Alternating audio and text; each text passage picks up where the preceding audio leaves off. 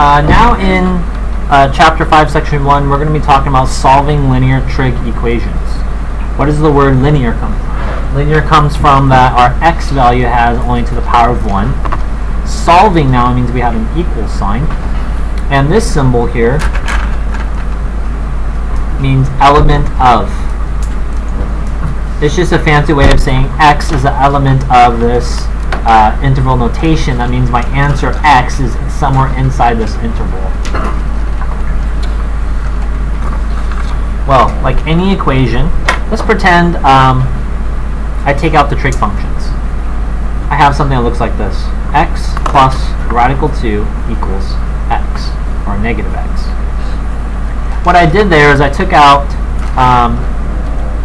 the sign there. Do you guys see that? And you can just solve the problem like we just did. You're adding x to both sides. Super easy, right? Back to Algebra 1 class, that becomes what? 2x, and then plus radical 2 equals 0, because those cancel. And then you want to get x by itself, right? So I'm going to subtract radical 2.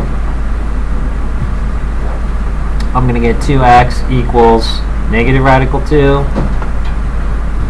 And then I would divide it by 2. Yes? X equals negative radical 2 over 2. Does that sound familiar back in Algebra 1? Yeah. Okay, so the only difference in this problem is that we just have the trig function sine in front of the x. So let's go back and see if we can fit that in. Sine. It is a sin to say sin.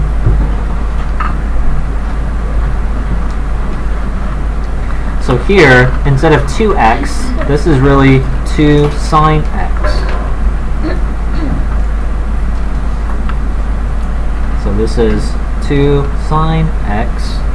And really, what we're doing here is we have sine of x equals negative radical 2 over 2. Well, how do I solve for x? I'm not dividing both sides by sine. I'm going to do this business. Class, what am I trying to show you?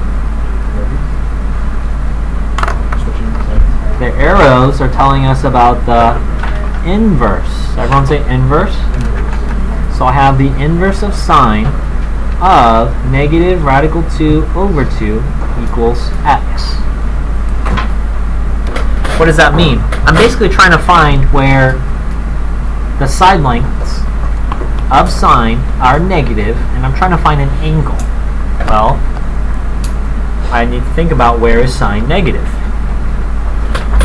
Well, you can take out your unit circle.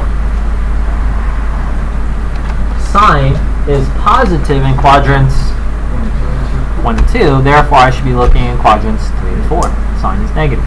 Okay? Now I'm looking for negative radical 2 over 2. So sine is the second order pair. It is the y value, so I'm looking for a negative radical 2 over 2. I see one over here in pink.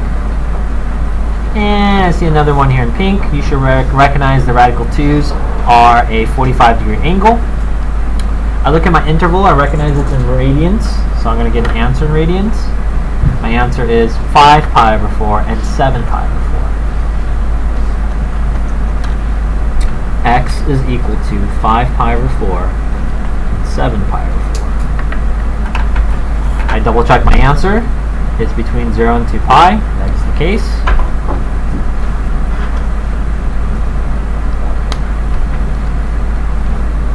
And you can always double check your answer by substituting an x, and you'll recognize that they're both equal. Okay? So again, here, all we're doing here is setting it equal to 0. It's a good way of starting the problem, especially when we start doing those that are quadratic.